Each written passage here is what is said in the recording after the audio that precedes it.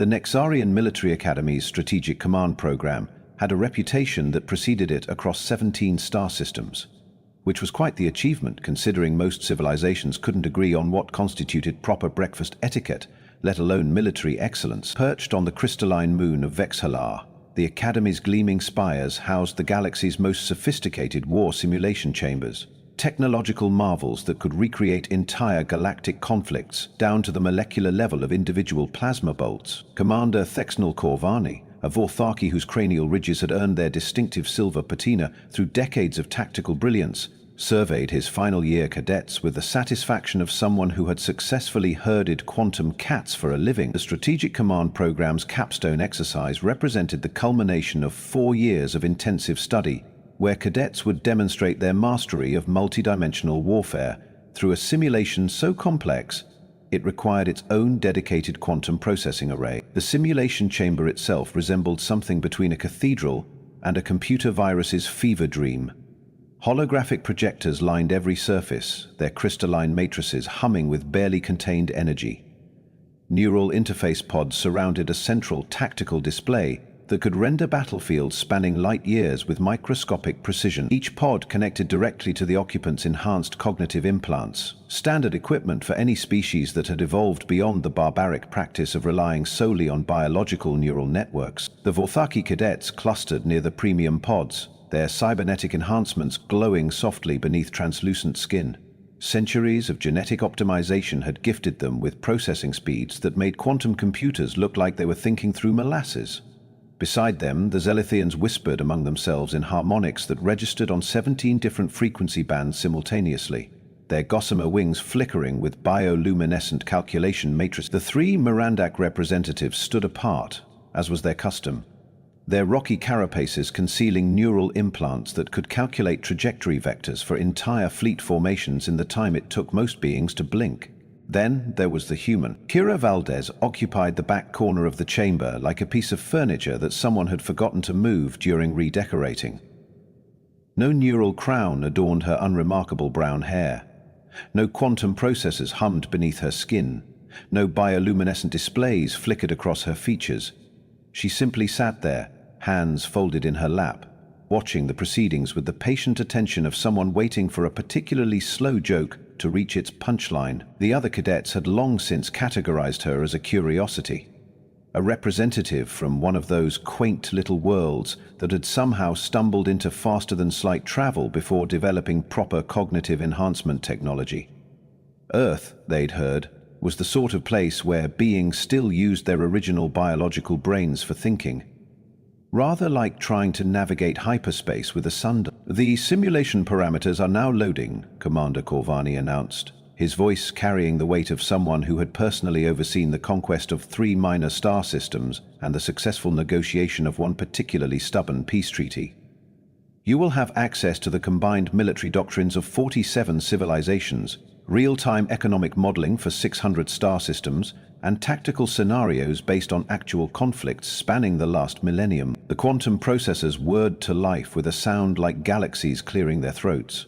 Data streams cascaded through the chamber's neural networks, each byte containing enough information to catalog the complete military history of a mid-sized planet.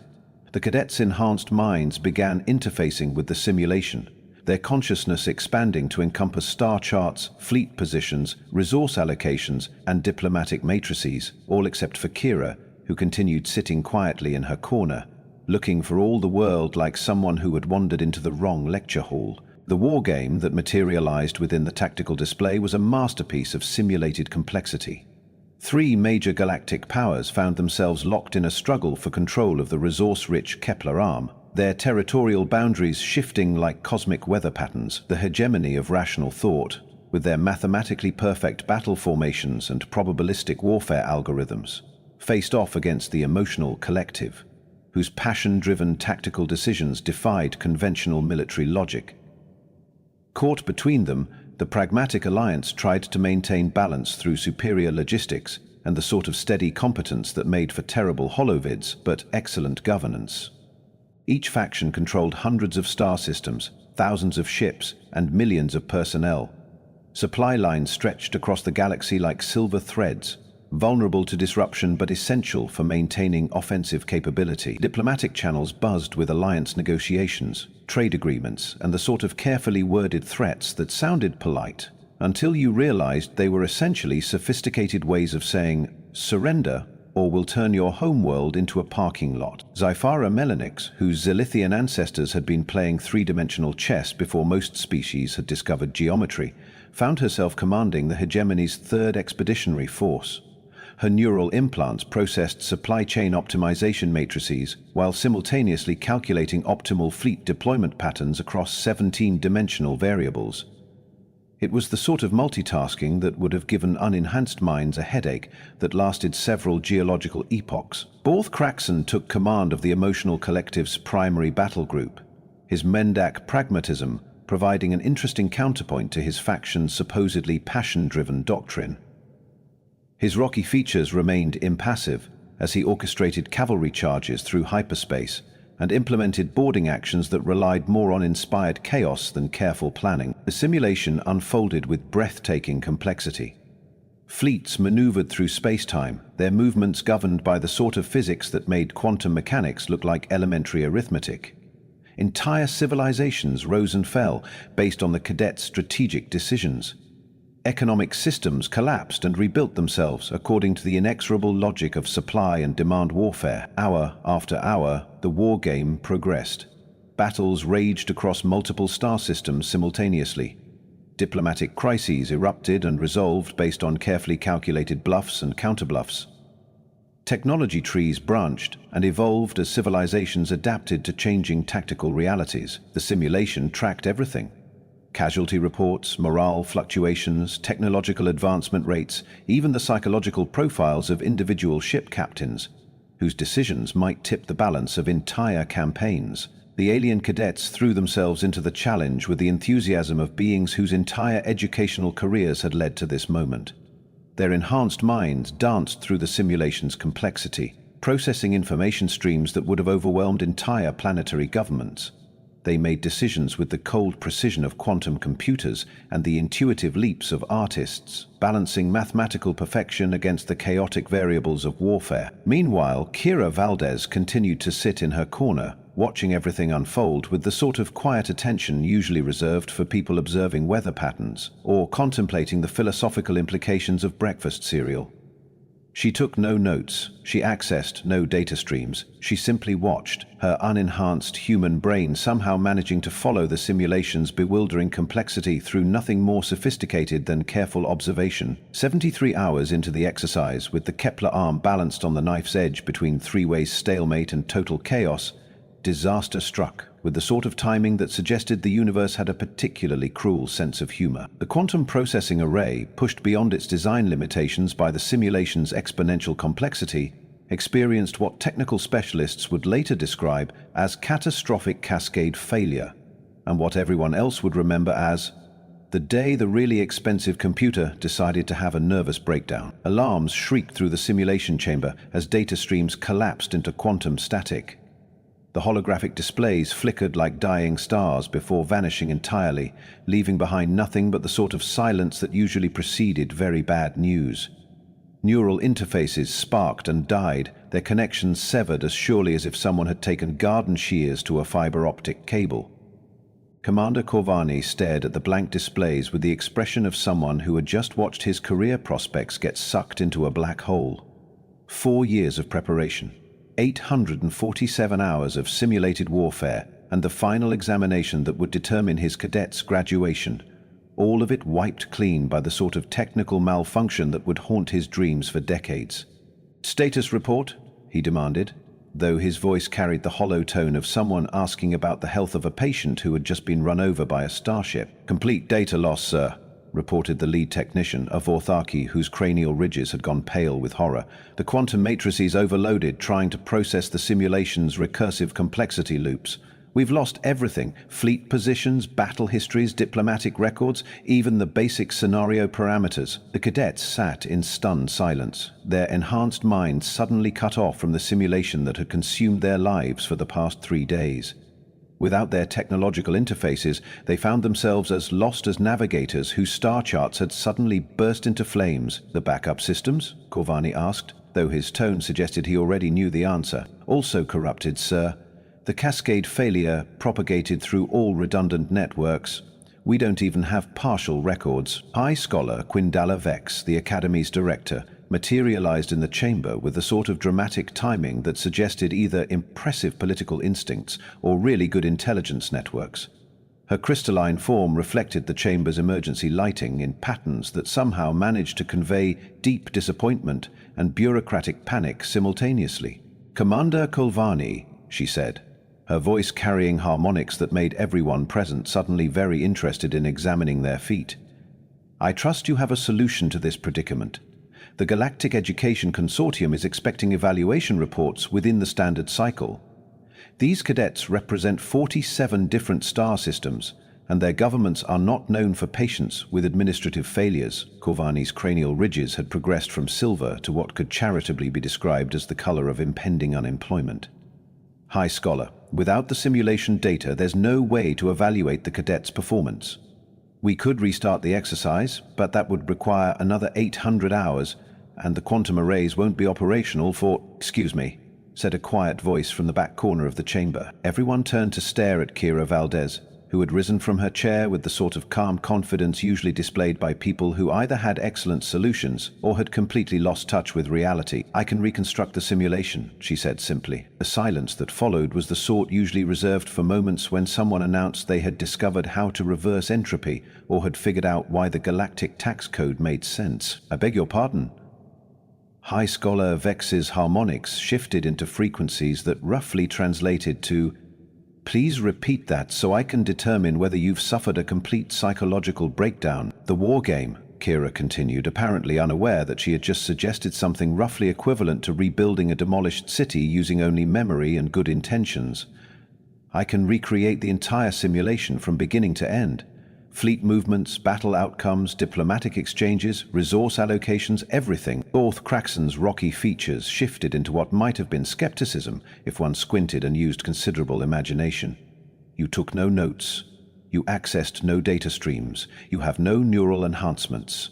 The simulation contains 17 billion discrete data points across 847 hours of real-time progression." "I was watching," Kira said, as if this explained everything. Zithara Melanix's wings flickered with patterns that indicated either intense calculation or the onset of hysteria.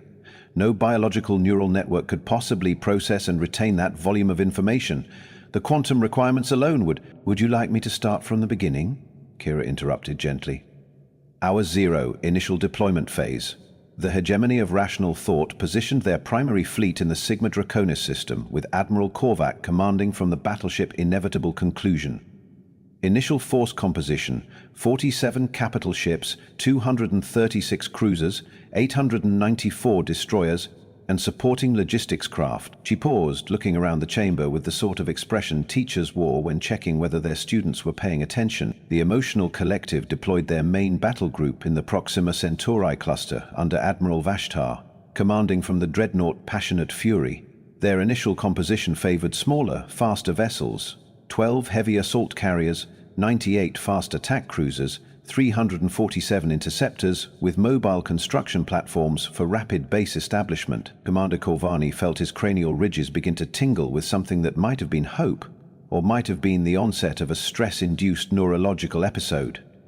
"Continue." The Pragmatic Alliance took the middle ground, literally and figuratively, establishing their command center in the Wolf 359 system.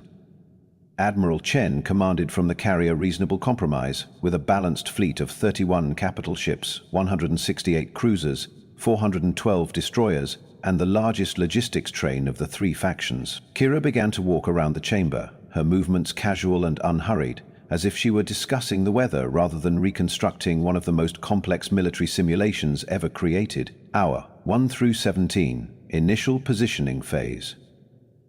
The hegemony focused on establishing supply lines through the Tau City corridor, while the Emotional Collective immediately launched probing attacks against outlying systems. The Pragmatic Alliance began diplomatic overtures to both factions while secretly reinforcing their border systems. She continued for the next 6 hours, her voice never wavering, her memory apparently as inexhaustible as a stellar fusion reactor. She recited fleet movements with the precision of a navigation computer, described battle formations with the accuracy of a tactical analyst, and recalled diplomatic exchanges with the detail of someone who had been present for every conversation. Hour 43. The Battle of the Kepler Junction. Zifara's Third Expeditionary Force encountered Borth's raiders in the asteroid fields surrounding Kepler 442b. Initial engagement involved 67 ships on the hegemony side, 41 for the collective. The battle opened when Commander Veltar of the destroyer Swift Calculation detected an anomalous sensor reading that turned out to be collective stealth frigates positioned behind asteroid cluster designation K-70-745. The alien cadets listened in growing amazement as Kira reconstructed not just the broad strokes of their strategic decisions, but the minute details of individual battles, the reasoning behind tactical choices, even the specific communication protocols used during fleet engagements. Hour 96. The economic crisis in the hegemony's outer territories. The rational thought's mathematical approach to resource allocation created shortages in sectors 7 through 12, leading to civil unrest on planets Logica Prime and Quantus Secundus. This forced Admiral Korvac to divert 3 cruiser squadrons from the front lines to maintain order, which Borth exploited by launching simultaneous raids on the Vega supply depot and the listening post at Alpha Centauri B. Commander Corvani found himself frantically taking notes, trying to capture the flood of information pouring from the human's apparently unlimited memory.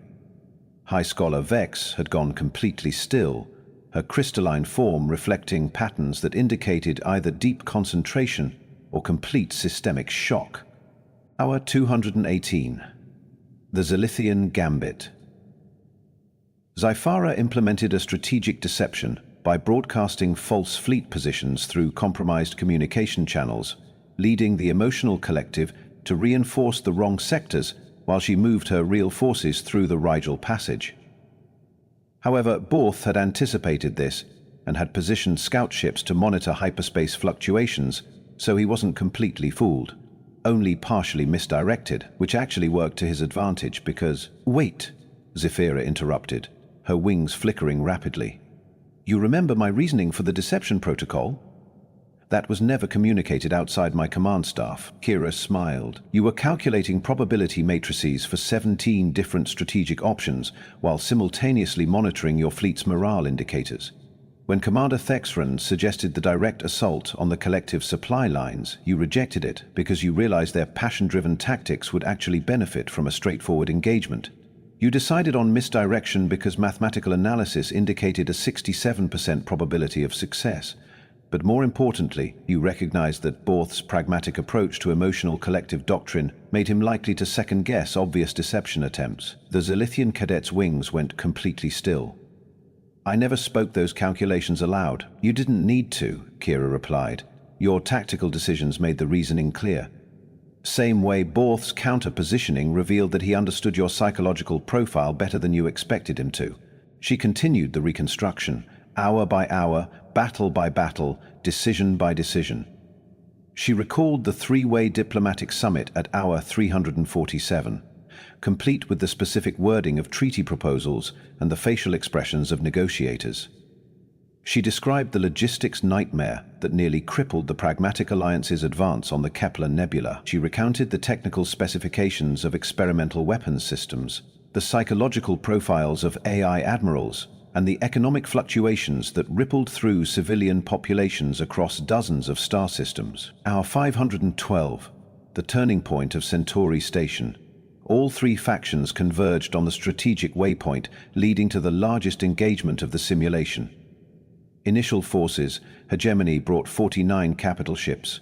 Collective deployed 36 fast attack vessels. Alliance committed their entire reserve fleet of 52 ships. The battle opened when long-range sensors detected— "Stop," Commander Corvani said, his voice barely above a whisper. "Just stop for a moment." Kira paused, looking mildly concerned. "Is something wrong?" I can continue with the detailed breakdown of the Centauri engagement. It gets quite interesting when the Alliance's experimental quantum torpedoes interact with the Collective's emotion-responsive armor plating. The chamber fell silent except for the soft hum of backup power systems and the sound of several very advanced minds trying to process something that shouldn't have been possible. "You remember everything," High Scholar Vex said finally, her harmonics carrying frequencies that roughly translated to profound bewilderment mixed with academic fascination. "Not just the major events, but every detail, every nuance, every tactical decision and its underlying reasoning." "Well, yes," Kira said, looking puzzled by the reaction. "I was paying attention, but the volume of information..." Zyphara protested, her wings creating patterns that suggested mathematical impossibility. "The simulation generated more data than most planetary computer networks could store. No biological neural system could possibly what?" Kira asked. "Remember things? That's kind of what brains are for, isn't it?" Borth Craxon's rocky features rearranged themselves into something that might have been confusion if one were very generous with their interpretation. "Your species possesses no neural enhancement technology, no quantum processing implants, no memory augmentation systems. How is this level of retention even theoretically possible?" Kira shrugged, with the sort of casual gesture that suggested she either didn't understand the magnitude of what she'd just accomplished or was completely accustomed to casual impossibility. "My grandmother could recite entire novels after reading them once. Said it was just a matter of paying attention to what you're looking at instead of thinking about what you're going to have for lunch." The alien cadets exchanged glances that managed to convey several different types of existential crisis simultaneously. "You're saying this is normal for your species?" Commander Corvani asked, though his tone suggested he was afraid of the answer. "Pretty much. I mean, not everyone bothers to develop it, but the capability's there. We used to memorize epic poems that went on for days, complete family genealogies going back centuries, detailed maps of entire continents. My great-uncle could rebuild any mechanical device after watching someone disassemble it once." High Scholar Vex's crystalline form was now reflecting patterns that could charitably be described as the optical equivalent of a migraine. "Your species evolved this capacity naturally, without technological assistance." "Had to," Kira replied. "We didn't have quantum computers or neural interfaces. If we wanted to remember something, we had to actually remember it. Kind of like how you develop stronger muscles if you don't have anti-gravity assistance." The implications of this revelation settled over the chamber like a particularly heavy and thoughtful blanket. Here were beings who had spent centuries perfecting technological solutions to cognitive limitations, only to discover that another species had simply evolved past those limitations entirely. "Would you..." Commander Corvani began, then stopped, apparently trying to figure out how to phrase a request that wouldn't sound completely insane. "Would you be willing to complete the reconstruction, the entire simulation from hour 512 through to the conclusion?" Kira checked the chronometer on the wall with the sort of casual glance people usually reserved for weather reports. "Sure, it'll take about 4 more hours to cover everything through the final ceasefire negotiations. Should I include the post-war economic analysis and the diplomatic fallout projections?" "Yes," High Scholar Vex said immediately, her harmonics now carrying frequencies that roughly translated to barely controlled academic excitement. "Everything. Every detail." So, Kira continued, reconstructing 847 hours of simulated galactic warfare with the sort of calm precision usually associated with people reading grocery lists.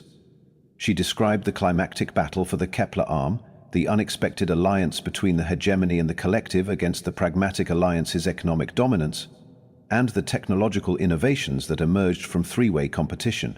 She recounted the war crimes tribunal that followed the Vega incident, the trade agreements that reshaped galactic commerce, and the cultural exchanges that resulted from prolonged military cooperation. She detailed the psychological effects of extended warfare on civilian populations, the technological advancement curves for all three factions, and the social changes that rippled through dozens of star systems. When she finally finished, describing the last diplomatic meeting where territorial boundaries were redrawn and reparations negotiated, the chamber fell into the sort of silence usually reserved for religious ceremonies or really impressive explosions. "That's everything," Kira announced, settling back into her chair with the satisfaction of someone who had just completed a moderately challenging crossword puzzle.